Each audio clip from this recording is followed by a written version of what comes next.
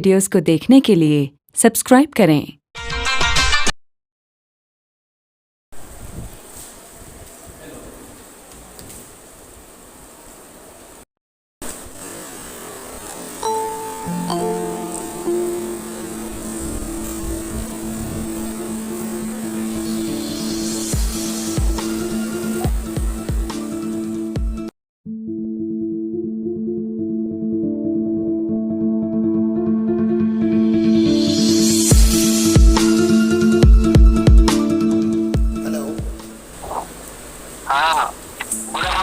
हाँ पंकज, प्रतिभा फोन की थी। हाँ चलो आ रहा है सबका। और सर ज्वाइन ही नहीं हो पा रहा था। हाँ प्रतिभा ज्वाइन हुआ ना? अब हुआ सर, बहुत देर से हम लोग ट्राई कर रहे थे। चलो, नेटवर्क इश्यू है आजकल। देखो ना चारों तरफ जिस तरीके से मौसम गड़बड़ है, क्या करें। बाइक हो रही है सर। हाँ चलिए तो स्टार्ट करते हैं। बाकी आप लोग यहाँ वेट कर ले 2 मिनट। दरभंगा बाइक हो रही है। क्या हुआ? बाइक हो रही है दरभंगा में क्या? बारिश बहुत ज़्यादा हो रही है। अच्छा बारिश होनी नहीं, सर, बारिश तो बहुत ज़्यादा हो रही है। अभी। अच्छा अच्छा हाँ कह रहे हैं बारिश तो हो रही है बहुत ज़्यादा। अच्छा अच्छा क्या आवाज़ नहीं जा रहा है क्या? आ रहा है सर, लेकिन थोड़ा डिस्टर्ब हो रहा है बाइक। बारिश की वजह से थोड़ा सा इश्यू हो रहा है। ठीक है, बारिश की वजह से इश्यू हो रहा है, नेटवर्क थोड़ा ये है। चलिए गुड आफ्टरनून टू ऑल। अब आज की क्लास शुरू करते हैं। अभी पिछले दिन हम लोग योग के बारे में डिस्कशन किए थे, याद होगा। आज हम खेल के बारे में बात करेंगे, ठीक है। आपको याद होगा पहले हम बोले थे कि खेल भी योग का एक रूप है, ठीक है। खेल को भी अगर योग के रूप में देखा जाए तो कोई गलत नहीं होगा, बिकॉज जितने भी तरह के खेल हैं, चाहे हॉकी हो, गोल्फ हो, बॉक्सिंग हो, है ना, मतलब वो सारे खेल जो चाहे स्टेडियम में खेले जाते हो या फिर बिना स्टेडियम के खेले जाते हो, किसी न किसी तरह का बॉडी का एक्सरसाइज होता है। किसी न किसी के बॉडी पार्ट्स का कोई ना कोई पार्ट्स का एक्सरसाइज से होता ही होता है। तो हम पहले कुछ ऐसे गेम्स के बारे में बात करें जिसको नेशनल वाइड खेला जाता हो, ठीक है। बहुत सारे ऐसे गेम का नाम आप लोग जानते होंगे। तो चलिए आप ही लोग से पहले सवाल करते हैं। आप लोग कुछ गेम का नाम बताइए हमको, कुछ ऐसे गेम्स का नाम जो काफ़ी प्रचलित है, लोग शौक से भी खेलते हैं, और जो बाय प्रोफेशन खेल रहे हैं उनका तो अलग ही चीज़ है। तो आप बताइए हमको ऐसे गेम्स के बारे में, खेलों के बारे में। आप में से कोई क्रिकेट, टेनिस, हॉकी। चलो चलिए कुमार, हाँ बताइए क्या बोल रही थी? Badminton, hockey. Sir cricket, tennis, badminton, yes. हम इसको सोचे आज एक काम करते हैं, कुछ सवाल आपसे कर रहे हैं और उम्मीद करते हैं आपका जो खेल के बारे में जो नॉलेज है वो भी हमको आइडिया हो जाएगा थोड़ा सा, और आपको भी आइडिया हो जाएगा, ठीक है। पहले बताओ, राष्ट्रमंडल खेलों का जो प्रथम आयोजन हुआ था कब हुआ था?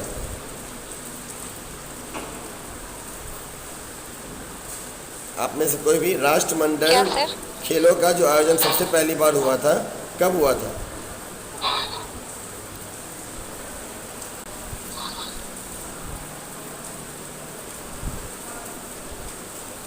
(1930) में हुआ था। कब हुआ था? 1930 में। और इसके बाद है थॉमस कप किस खेल से संबंधित है? बहुत सारे कप दिए जाते हैं, मेडल दिए जाते हैं, गोल्ड मेडल होता है, सिल्वर मेडल होता है ना, ये सारे चीज़ें होती हैं। तो इसी में से एक कप है थॉमस कप। ये किस खेल से जुड़ा हुआ है? हम ये कुछ सवाल ऐसे कर रहे हैं जो बहुत बार कई डिफरेंट एग्जाम्स में, लाइक बीपीएससी, है ना, यूपीएससी। हाँ बोलो। नहीं समझ पा रहे क्या बोले, फिर से बोलना जूली। बैडमिंटन है। चलो कुछ एक सवाल है, द्रोणाचार्य पुरस्कार। द्रोणाचार्य का नाम सुना है? बहुत मशहूर नाम है द्रोणाचार्य। भारत में द्रोणाचार्य पुरस्कार दिया जाता है। किस वर्ष इसकी शुरुआत हुई थी? 1985 में। ठीक है, देखो हम कुछ खेल के बारे में बात करेंगे बेसिकली, जैसे कि एक खेल जैसे बैडमिंटन है, क्रिकेट है, ठीक है, शतरंज है, पोलो है, फुटबॉल है, ठीक है, ये सब तो खेल हम लोग जनरली लोग अपने अपने शौक़ के हिसाब से खेलते हैं। कुछ ऐसे प्लेयर्स हैं जो काफ़ी नामचीन रहे हैं अलग अलग गेम के अंदर, जैसे अगर या कुछ ऐसे कंट्रीज़ हैं जो किसी किसी खेल के अंदर उनका काफ़ी नाम है। अच्छी बात यह है कि भारत का नाम अगर देखें तो कई खेलों में लिया जाता है। शतरंज के लिए भी जाना जाता है और क्रिकेट के लिए भी जाना जाता है, हर चीज़ के लिए अच्छे नाम से ही जाना जाता है। और इसी तरीके से बहुत सारे के ऐसे स्टेडियम हैं जो किसी किसी खेल से संबंधित हैं, और जाहिर सी बात है जो भी स्टेडियम जिस देश के अंदर है अगर वो मशहूर है तो देश का भी नाम है, उससे जुड़ा हुआ है। ठीक है, तो ऐसे कुछ सवाल है जैसे क्रिकेट सबको बहुत ज़्यादा पसंद होता है और आमतौर पर क्रिकेट को देखने वाले बहुत ज़्यादा लोग हैं, खेलने वालों से ज़्यादा देखने वाले लोग हैं। क्रिकेट देखने वाले बहुत ज़्यादा लोग हैं, खेलने वालों से बहुत ज़्यादा देखने वाले लोग हैं। जैसे हम खुद क्रिकेट खेलते नहीं हैं बट क्रिकेट देखते हैं जब होता है तो, लेकिन ऐसा नहीं कि सारा काम छोड़ करके, लेकिन बहुत ऐसे लोग हैं जो सारा काम छोड़ करके भी क्रिकेट देखते हैं। तो पहले बताओ कि क्रिकेट खेल की जो शुरुआत हुई थी किस देश में हुई थी? क्रिकेट खेल की शुरुआत किस देश में हुई थी ये बताओ। ये तो बहुत चूँकि सबसे रिलेटेड है खेल, इसके बारे में पता होगा। पंकज, प्रतिभा, जूली, बताइए क्रिकेट खेल की शुरुआत किस देश में हुई थी? सर इंग्लैंड में। Good, very good, very good, exactly correct, बहुत सही। अच्छा ये बताओ कबड्डी बहुत प्रचलित खेल है हमारे भारतीय परिवेश में, हमारे बिहार के क्षेत्र में भी, यूपी और बिहार में कबड्डी और कबड्डी जैसा जो बहुत सारा खेल है वो बहुत प्रचलित होता है। खास तौर पर हम कबड्डी की बात करें अगर, तो हम लोग भी, तुम लोग भी बचपन से खेले होंगे गांव देहात या हमारे परिवेश में। तो कबड्डी का बताना कि कबड्डी जो होता है, थैंक यू, कबड्डी खेल में प्रत्यक्ष रूप से कितने खिलाड़ी होते हैं?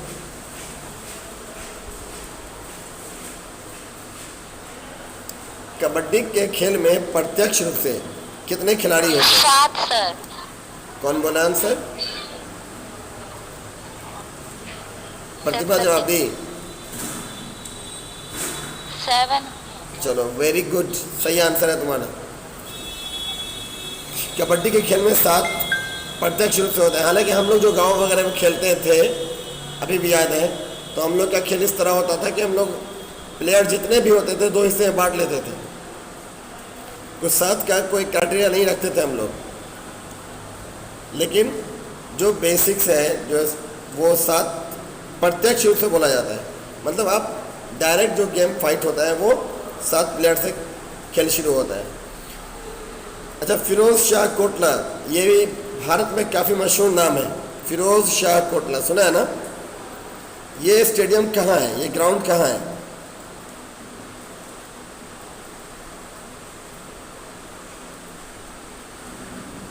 फिरोज शाह कोटला जो फील्ड है ये कहाँ है?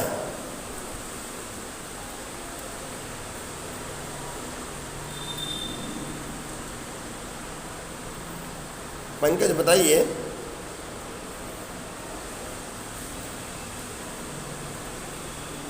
प्रतिभा? नहीं पता है सर। ये तो बहुत मतलब, चलो फिरोज शाह कोटला मैदान दिल्ली में है। गुड, वेरी गुड, दिल्ली में है। ठीक है, और काफ़ी मॉडर्न है ये, काफ़ी अच्छा ये है। कभी अगर दिल्ली जाना हो तो कोशिश करना, एक बार देखो ज़रूर। हम भी अंदर जाकर के नहीं देखे हैं, लेकिन उसका नेट वगैरह पूरा देखा है, बाहर से देखे हुए हैं इसको। ठीक है, बिल्कुल काफ़ी अच्छा है। लेकिन अच्छा बताओ, जितने भी खेल हैं, सारे खेल में सबसे बड़ा आकार मैदान का किस खेल में होता है? क्रिकेट में, इसमें उसमें बहुत सारे खेल हैं जिसमें मैदान का इस्तेमाल होता है, तो कौन ऐसा खेल है जिसका मैदान सबसे बड़ा साइज का होता है?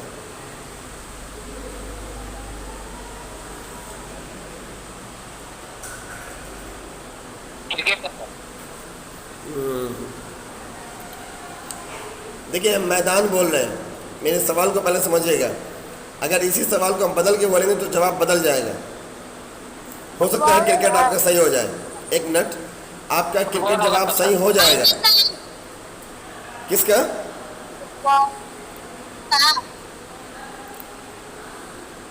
देखो बता रहे, क्रिकेट का स्टेडियम बड़ा हो सकता है।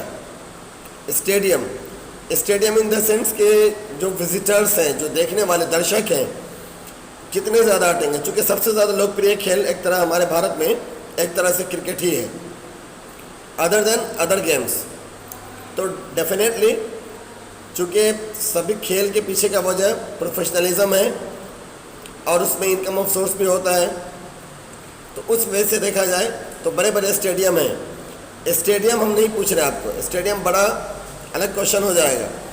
स्टेडियम नहीं, मैदान जितने हिस्से में खेल होता है वो मैदान। पोलो एक खेल है, सुना होगा, उसका मैदान सबसे बड़ा होता है। किसका? पोलो का। ठीक है। अच्छा बताओ कि जो क्रिकेट जो खेला जाता है तो उसमें स्टंप की ऊंचाई कितनी होती है? स्टंप कम से कम पंकज को तो बताना चाहिए, या जो भी मेल है आप लोगों में उनको पता ज़्यादा होगा, वो लोग क्रिकेट खेलते होंगे। शायद प्रतिभा या जूली वगैरह, तुम लोग तो नहीं खेलती होगी क्रिकेट वगैरह, पहले कभी खेली हो तो बताओ, क्रिकेट में जो ज़मीन में जो स्टंप गाड़ा जाता है उसकी ऊंचाई कितनी? कितना? 27।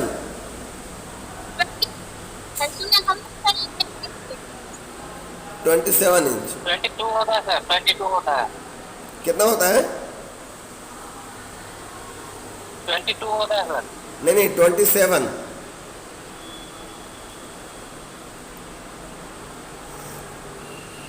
स्टंप की ऊंचाई 27 होती है इंच। वानखेड़े स्टेडियम मुंबई में है, पता है ना? वानखेड़े स्टेडियम मुंबई में है, किस खेल से जुड़ा हुआ है?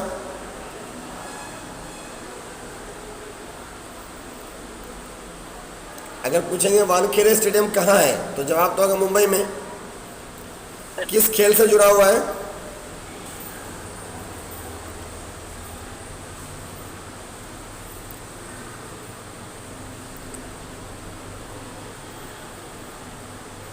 क्रिकेट से। गुड, सही बोल रहे हो जूली। चलिए एक सवाल बताओ, इंदिरा गांधी का नाम तो सुना होगा, भारत में उसका काफ़ी नाम है और फर्स्ट लेडी पीएम थी भारत में, आयरन लेडी भी उसको बोला जाता है। उनके नाम पर एक कप दिया जाता है, स्वर्ण पदक दिया जाता है, स्वर्ण कप है, और ये किस खेल के लिए दिया जाता है ये बताओ। इंदिरा गांधी जो थी, जो फर्स्ट लेडी, जी बताइए। हाँ बोलिए फिर से।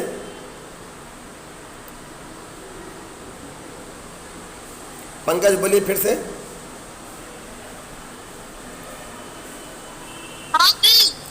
यस, एग्जैक्टली करेक्ट, हॉकी में। चलो तुम लोग को खेल से तो बहुत कुछ नॉलेज है, इसका मतलब। एक और सवाल बताओ, भारत के प्रथम टेस्ट क्रिकेट कप्तान कौन थे? भारत के प्रथम टेस्ट क्रिकेट के कप्तान कौन थे?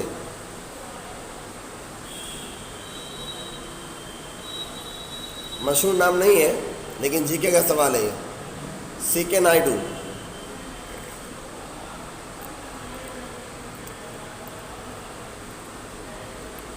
बताओ, क्रिकेट में पॉपिंग क्रीज की जो माप है कितने फुट की होती है? क्रिकेट में पॉपिंग क्रीज की माप कितने फुट की होती है?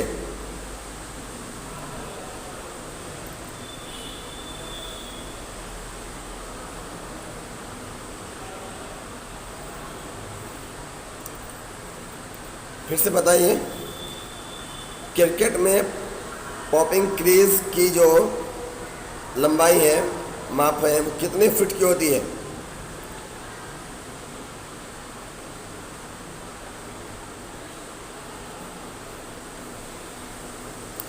4 फीट होती है, ठीक है, 4 फीट। इसके बाद है, ओलंपिक खेल कितने वर्ष के अंतराल पर आयोजित किया जाता है?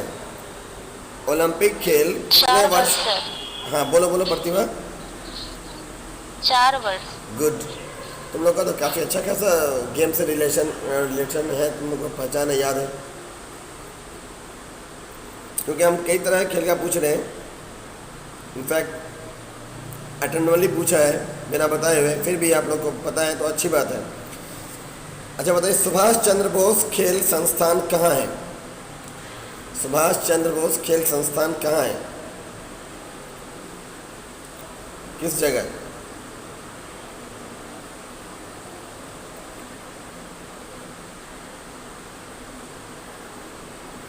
पटियाला में है। एक सवाल और, इसका जवाब हमको लगता है सबको ही दे देगा। शतरंज से संबंधित कोई बहुत मशहूर नाम भारत में कौन है? बताइए, शतरंज से संबंधित मशहूर नाम भारत में कौन सा है? शतरंज चैंपियन के नाम से मशहूर है, शतरंज खेल से जुड़ा हुआ एक प्लेयर का नाम बताइए।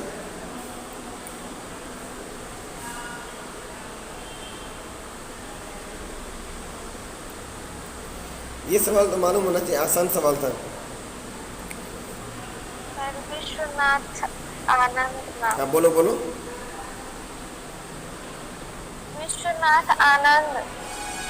क्या चीज?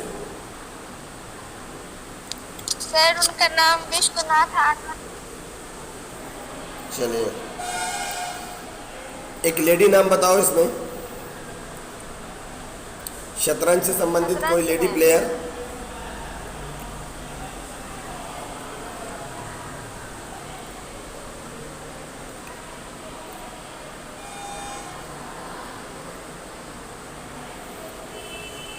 बताइए।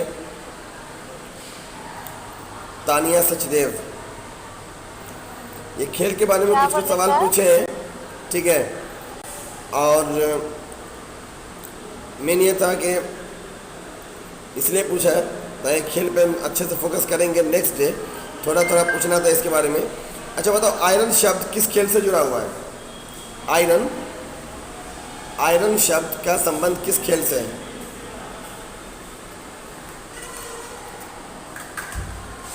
आयरन शब्द का संबंध किस खेल से है?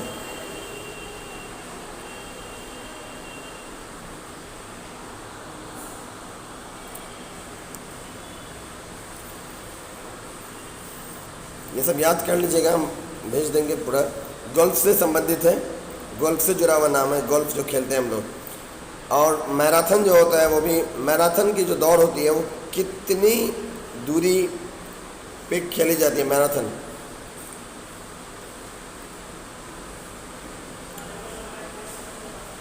ये सब थोड़ा डिफिकल्ट सवाल, देखो ये सब सवाल थोड़ा डिफिकल्ट हो जाएगा, हम सिर्फ इसलिए लिया था क्वेश्चन आज। हाँ प्रतिभा कुछ बोल रही हो? 42 किलोमीटर सर। जी,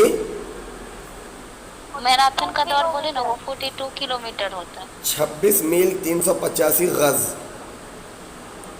हाँ सर, ठीक है, किलोमीटर मील और होता गज है में 42। दूरी दिया हुआ है, ठीक है।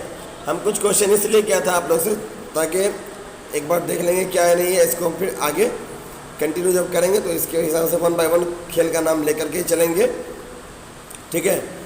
और वैसे अभी कुछ सवाल है, जो सवाल हम आपको भेज देंगे इसके बाद, है ना, जब क्लास ख़त्म होगा तो हम भेज भी देंगे ताकि उसको देख भी लीजिएगा। एंड उसके बाद क्या होगा, इसमें कई गेम से संबंधित थोड़ा थोड़ा सवाल है और हर खेल को फिर स्टार्ट करेंगे हम लोग शुरू से, तब लेके चलेंगे। अच्छा, एशियाई खेलों का उद्देश्य क्या है? देखिए, कोई भी काम हम लोग करते हैं उसके पीछे उद्देश्य होता है, चाहे पढ़ाई लिखाई हो, कुछ भी हो, लेकिन एशिया में जो खेल खेला जाता है उसका उद्देश्य क्या है? बाकी जगह खेल से हम बात नहीं कर रहे हैं, एशियाई, एशियन कंट्री, एशिया के अंदर जितने कंट्री आते हैं वहाँ जो खेल खेला जाता है उसका उद्देश्य क्या है?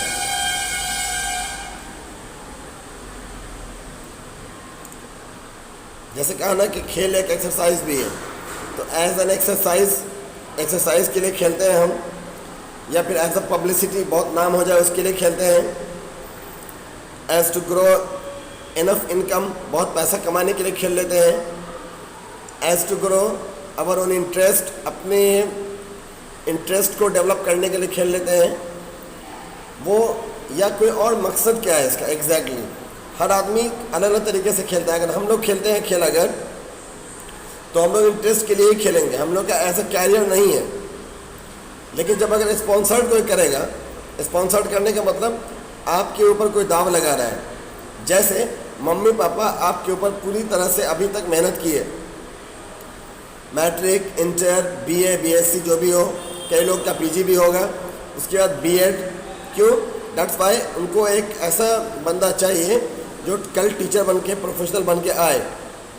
वो बस इसलिए नहीं है, चाहे वो प्रतिभा हो, चाहे वो जूली हो या कोई भी हो, उनका उद्देश्य यहाँ तक नहीं होगा कि लड़की है तो लड़की की शादी होगी, लोग ससुराल जाएगी और चूल्हा फूकेगी, नथिंग सो। वो भी उसका हिस्सा है, वो भी होगा, but exactly it is not the main source. Main चीज़ क्या होगा, मेन मकसद क्या होगा, मेन गोल क्या होगा कि आपको टीचर बनना है, इसीलिए हमने बीएड चूज़ कर लिया। अब ऐसा नहीं कि आज बीएड किया है कल बीटेक करेंगे, परसों एमबीए करेंगे और कंफ्यूज रहेंगे, ऐसा नहीं है। बल्कि आज अगर प्रोफेशनल कोर्स में घुसे हैं तो आपको इसमें ही कैरियर खोजना है एज अ टीचर। अब डीएलएड के लिए जाओ, बीएड के लिए जाओ और सीनियर बन जाओ, प्रोफेसर बनो, है ना, एक विज़न होता है। इसी तरीके से एशियाई जो खेल है उसका उद्देश्य रखा गया, एशियाई खेलों को इसलिए जोड़ा गया कि एशियाई खेल का उद्देश्य ये था सिर्फ एक चीज़ कि राष्ट्र को आगे बढ़ाए, राष्ट्र को नाम दे, राष्ट्र को एक सम्मान दे, इसके लिए एशियाई खेल रखा गया। बाकी जगह के खेल के पीछे कई वजह होगा, लेकिन एशियाई खेलों का उद्देश्य था कि हमेशा आगे की ओर राष्ट्र को, देश को, सबको आगे बढ़ाए इस तरीके से। तो एशियाई खेलों का अगर उद्देश्य पूछा जाएगा तो बोलेंगे हमेशा आगे की ओर बढ़ना। क्या बोलेंगे? हमेशा आगे की ओर बढ़ना, ये इसका उद्देश्य रखा गया। ठीक है, अच्छा बताओ, ओलंपिक ध्वज सुना है? ध्वज हम लोग बोलते हैं झंडा को। हम लोग जो बहुत सारा काम करते हैं उसमें झंडा का इस्तेमाल करते हैं, तो इसी तरीके से हम बात करेंगे। ओलंपिक में ध्वज होता है, उस पर 5 छल्ले होते हैं। ओलंपिक जो गेम होता है उसमें झंडा होता है, उसका पहचान है ना। तो उस पर उस ध्वज पे 5 छल्ला बना होता है। क्या होता है? छल्ला बना होता है, 5 छल्ला। ये जो छल्ला होता है ये किस चीज़ का प्रतीक है? ओलंपिक खेलों में जिस झंडे का प्रयोग किया जाता है, ओलंपिक खेल में एक झंडे का प्रयोग होता है, याद रहे एक चीज़, उस झंडे में 5 छल्ले होते हैं।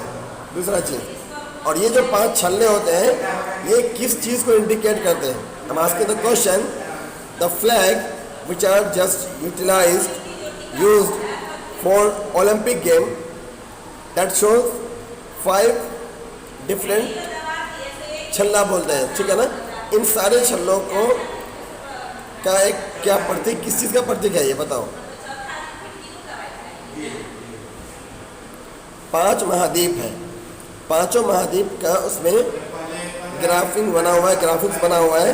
इसलिए ओलंपिक ध्वज पर जो 5 छल्ले अंकित होते हैं वो 5 छल्ले 5 महाद्वीपों के लिए होते हैं, 5 महाद्वीपों को दर्शाते हैं। ठीक है,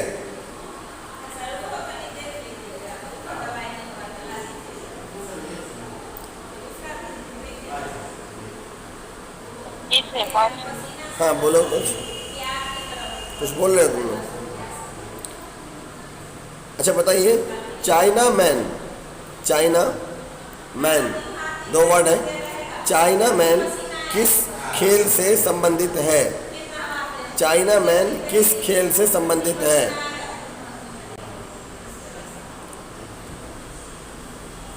चाइना मैन किस खेल से संबंधित है?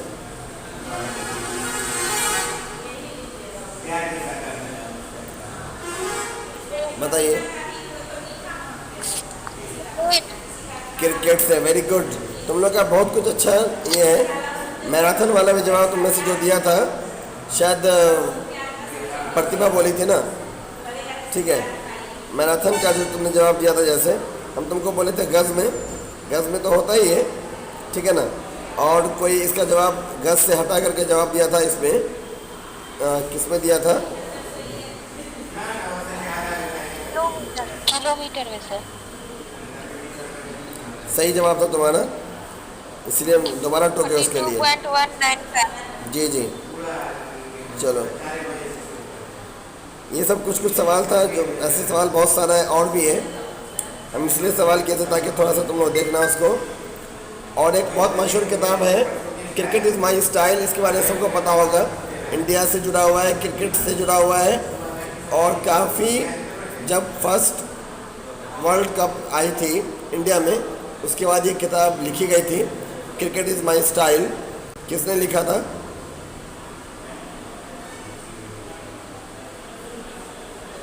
सर क्या बोले, आपका साउंड कट गया था। कपिल देव ने। कौन बोला? गुड, सही है, ठीक है। कपिल देव ने इस किताब को लिखा था, उसके लेखक है Kapil Dev. Cricket is my style first time जब वर्ल्ड कप इंडिया में आया, उस टाइम काफ़ी प्रचलित एक किताब हुई, जीके में इसका नाम दर्ज हुआ।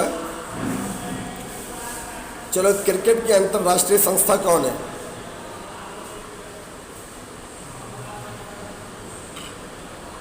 पता होगा, भारत के लिए तो बीसीसीआई है ना, इसी तरह इंटरनेशनल संस्था कौन है?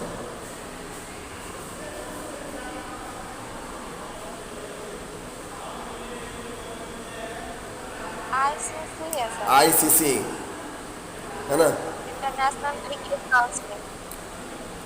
चलो, माउंट एवरेस्ट पर सबसे पहले विजय प्राप्त करने वाली जो लेडी थी उसका नाम क्या था? दो बार माउंट एवरेस्ट पर चढ़ी थी।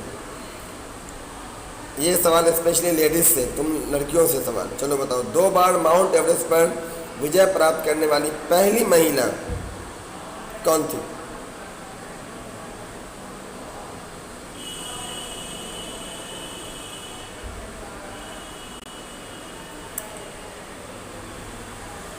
जिसमें होगा संतोष। आवाज नहीं आ रही है।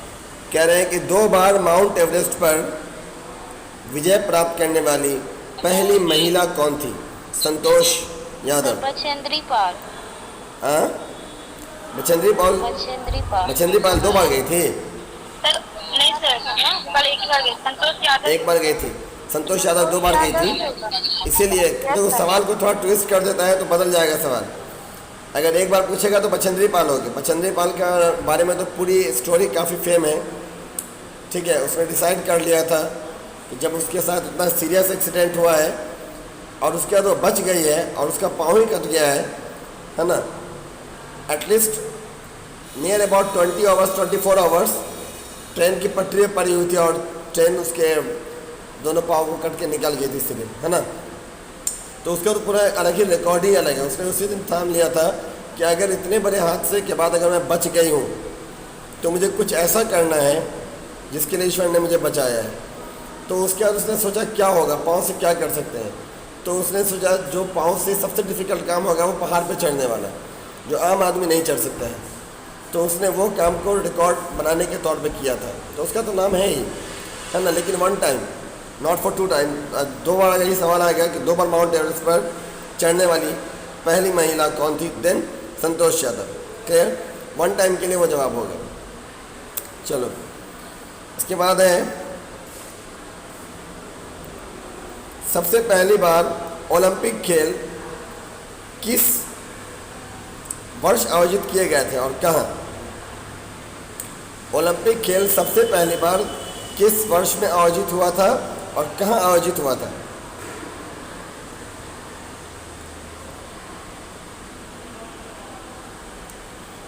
नाम सुना होगा एथेंस, काफ़ी पुराना नाम है एथेंस।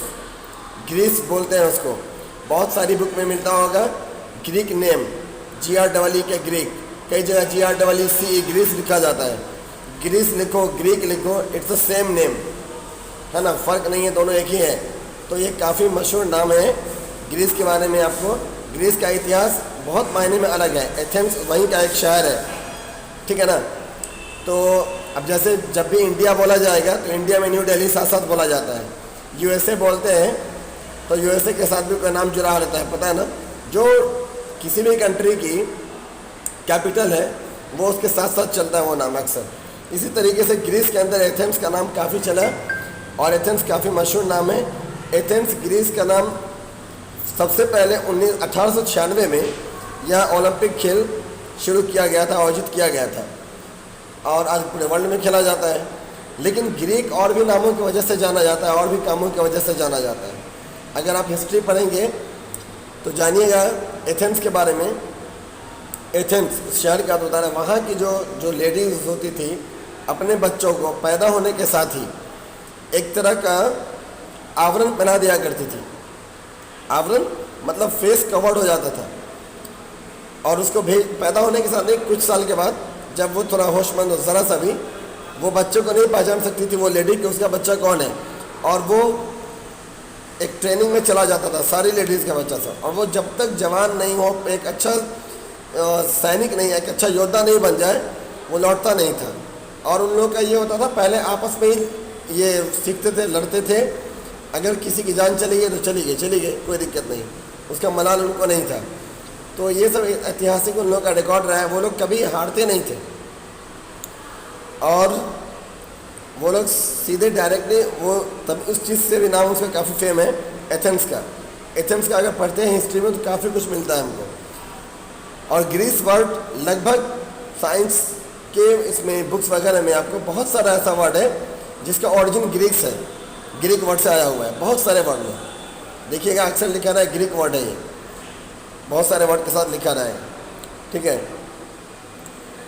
चलो। राष्ट्रमंडल खेलों में पदक जीतने वाले प्रथम भारतीय कौन थे? राष्ट्रमंडल खेलों में, है ना, कॉमनवेल्थ गेम होता है ना, 2010 में दिल्ली ने उसको ये किया था, संचालित किया था, जिसका शेरा एक ये था, लोगो बनाया था, शेरा उसका लोगो था, पहचान था। इसी तरीके से राष्ट्रमंडल खेलों में पदक जीतने वाले पहले भारतीय कौन थे? राशिद अनवर। ठीक है, कौन थे? राशिद अनवर। चलो अब हम बात करते हैं इसके बारे में, वो कौन सी महिला थी, महिला खिलाड़ी थी जो एक्सप्रेस के नाम से जानी जाती थी। उसको एक्सप्रेस भी लोग बोलते थे। हिंट्स कर रहे हैं, सिलाई मशीन की एक कंपनी है, उसका नाम उससे मिलता जुलता है। अब बोलो। हिंट्स कर रहे हैं, सिलाई मशीन की एक कंपनी है, उसका नाम उससे मिलता जुलता है। PT Usha. Good, very good. हाँ, उसको एक्सप्रेस के नाम से जाना जाता था। ठीक है, कई लोग, चलो ये सब कुछ इसका सवाल जवाब था वो हमने किया था। और उसके बाद थोड़ा सा हम जो चैप्टर जहाँ कर रहे थे वहाँ चलते हैं।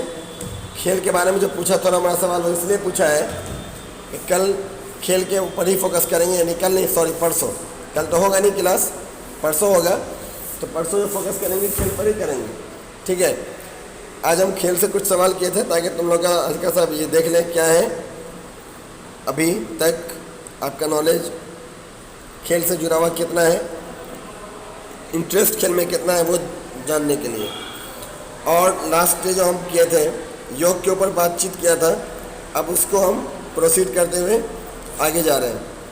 ठीक है, आवाज़ जाने में दिक्कत हो रही है क्या? नहीं सर, आ रही है, आवाज़ आ रही है। आप लोग को योग के बारे में बातचीत किए थे और कई सारी चीज़ बोले थे। योग से आगे बढ़ते हैं अगर हम, तो योग में एक बात आ गई थी कि योग आपको एक तरह से पूरे शरीर के अंदर की उस होल एक्टिविटी को जानने का नाम है। मतलब मेरे शरीर में क्या कुछ हो रहा है, हर एक सिस्टम को जानने का नाम है। अगर आप एक शरीर के पूरे स्ट्रक्चर पर फोकस करेंगे तो आपको लगेगा कि किसी बहुत बड़ी मल्टीनेशनल कंपनी की जो मशीनें हैं और डिफरेंट मशीनों से जो काम लिया जा रहा है, वो सारा का सारा काम इस बॉडी के अंदर ऊपर वाले ने एक साथ सेट कर दिया है। एक जगह डाइजेस्टिव सिस्टम भी है कि जो कुछ भी खाया उसको पचाया, जो नहीं बचा उसको डिस्पैच कर दिया बाहर। दूसरी तरफ खून का सिस्टम है, रुधिर का सिस्टम है, बाहर से कोई बैक्टीरिया, कोई भी एंटीवायरस, कोई भी वायरस, कोई चीज़ अगर आएगा उसके बारे में इंफॉर्मेशन देने वाला काम भी है। मतलब जो सीसीटीवी फुटेज हम लोग लगाते हैं ऑफिसेज के बाहर, देखें कौन आ रहा नहीं आ रहा है, वो सिस्टम भी हमारे शरीर के अंदर ऊपर वाले ने ऑलरेडी बनाया हुआ है। भले फिगर नहीं दिखता है लेकिन वो अपना प्रोटेक्शन देखते हुए ये देख लेता है कि किस तरह का वायरस है, क्या वो बेनिफिशियर है, नुकसानदा है। इस चीज़ को जजमेंट करने का जो आइडियोलॉजी है, आइडिया है, वो शरीर के अंदर है, जिसको वो WBC के सहारे रीड कर लेता है, चीज़ों को जान लेता है और उससे अलर्ट हो जाता है। हाँ, अगर किसी का WBC ही डैमेज हो गया है दैट आफ्टर, तब तो वो नहीं प्रोसीड करेगा, नहीं कर पाएगा। अब मान लो जिस एक बिल्डिंग में CCTV लगा हुआ है और एक दूसरी बिल्डिंग में CCTV नहीं लगा हुआ है, तो सीधी सी बात है जिसमें नहीं लगा हुआ है उसमें कौन कहाँ से आ रहा है अंदर बैठ के नहीं बताएंगे हम, है ना। लेकिन जिसमें CCTV लगा हुआ है अंदर बैठ के भी देख सकते हैं कौन अंदर आ रहा है, कौन अंदर नहीं आ रहा है। तो यही हाल है, जिसका WBC स्ट्रांग है वो उस हर तरह के बैक्टीरिया, वायरस, फंगस जो भी है उससे प्रिकॉशन लेकर के अपने आप को केयरिंग रखता है, काम चलाता है। बट जिसमें नहीं है वो केयरिंग नहीं कर पाएगा, और नहीं कर पाएगा देन उसका RBC अफेक्टेड होगा। RBC का मतलब पूरे इंटायर बॉडी में जा रहा है, वो इंटायर बॉडी में जा रहा है वो। और अगर RBC का भी वो हिस्सा उसके बाद डैमेज हो गया देन थक्का, जिसको बोलते हैं जमना, प्लेटलेट जिसको बोलते हैं, प्लेटलेट जो प्लेट जैसा दिखने में लगता है, गोल गोल, मतलब उसका लुक कैसा रहेगा, जैसे हम लोग अल्पेनलिबे टॉफ़ी खाते थे, याद है अल्पेनलिबे टॉफ़ी आता था, उस टाइप का स्ट्रक्चर तुमको दिखेगा। बायो की बुक वगैरह पढ़ना बना हुआ रहेगा, बस वो रेडिश रहेगा। तो थक्का क्या जमता है खून का कि उसमें फ्लो भी रहता है और रुकता भी है। अगर खून इतना पतला हो जाए कि पानी की तरह बहने लगेगा तो गर्मी ख़त्म हो जाएगी उसके अंदर, है ना। और फिर वो किसी तरह की उसके अंदर जब गर्मी ही नहीं रहेगी तो वो कोई भी काम कर ही नहीं पाएगा, टिक नहीं पाएगा, वो स्ट्रेंथ नहीं रहेगी, शक्ति नहीं रहेगी, एनर्जेटिक नहीं होगा। डैट मीन्स वो आदमी लॉन्ग लाइफ नहीं रहेगा, सेहतमंद तो नहीं रहेगा कम से कम, अगर समझाना।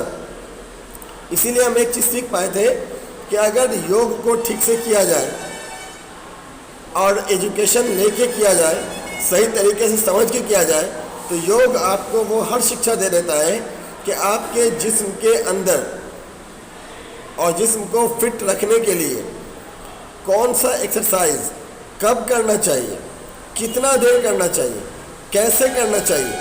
सिर्फ एक्सरसाइज कर लेना इट्स नॉट इनफ। एक्सरसाइज के साथ कई क्वेश्चन जुड़ा हुआ है, हाउ कैसे करो, व्हेन कब करो, ठीक है, व्हाट टाइम कितनी देर तक करो, है ना। तो ये एक एक सवाल है कि किस एक्सरसाइज को कब करना चाहिए, कितनी देर करना चाहिए, कैसे करना चाहिए, ये सारे सवाल हैं। अगर आप उस तरह से करते हैं तो आपके बॉडी का जो पूरा के स्ट्रक्चर है वो अपने आप को मेंटेन रखेगा। इट मीन्स आप रोग से परे होंगे, रोग से दूर होंगे, यानी निरोग होंगे। अगर आप निरोग हैं तो ये कम बड़ी चीज़ है, बहुत बड़ी चीज़ है। लेकिन हम पहले भी बोले थे, याद होगा शायद 1-2-3 क्लास पहले, कि अक्सर लोग क्या होता है हर चीज़ को बंटवारे में देखने लगता है। अभी वैक्सीन को बंटवारे में देखने लगा कि कौन है क्या है, इसी तरीके से हर जगह अब लोग इसको भी देखते हैं कि कौन करे कौन नहीं करे। योग किसी धर्म से, किसी संस्कृति से जुड़ा हुआ नहीं है। हमने योग के बारे में अलग बात है डिस्कस किया था कि वेद के अंदर मिलता है इसका जिक्र, भागवत गीता के अंदर मिलता है इसका जिक्र, बाकी अन्य धर्मों के अंदर भी इसके बारे में चीज़ मिल जाती है, ठीक है ना। उसके बारे में भी बात किया था पहले क्लास में, याद होगा। तो हमने कहा था कि जब शिव शंकर जी से जोड़ते हुए आगे बढ़ेंगे तो बहुत जगह आपको योग दिखेगा। और योग ही नहीं, योग के बारे में बाज़ाब्ते से चैप्टर है भागवत गीता के अंदर, बताया गया है, श्लोकास दिया हुआ गया है उसके अंदर। तो योग का महत्व है, लेकिन योग को सही तरीके से करने से ही उसका बेनिफिट है, ये बोले थे। अब इसके बाद हम आगे बढ़ते हैं कि अगर हम योग को सही तरीके से करते हैं तो जो आपका शरीर है वो फिटनेस में आएगा ही आएगा। और जब आपका शरीर फिटनेस में आ गया, फिटेड, आपका शरीर फिट है पूरी तरह, ठीक है, उसके लिए कुछ प्रशिक्षण भी है। उस प्रशिक्षण के बारे में बात करेंगे हम, जिसको बोल सकते हैं meaning and definition of physical fitness, कि फिजिकल फिटनेस के बारे में या शारीरिक स्वास्थ्य क्या है उसके बारे में, उसको समझने के बारे में परिभाषाओं के ज़रिए से क्या कहा जा सकता है, वो सारे क्वेश्चन है ना। वैसे हम पहले ही बोल चुके थे इसके बारे में, बता रहे हैं। मानव शरीर के लिए शारीरिक स्वास्थ्य जो होता है वो बहुत ही आवश्यक है, बहुत ही ज़रूरी चीज़ है। और पूरे शरीर का जो प्रदर्शन है वो इसमें शामिल है।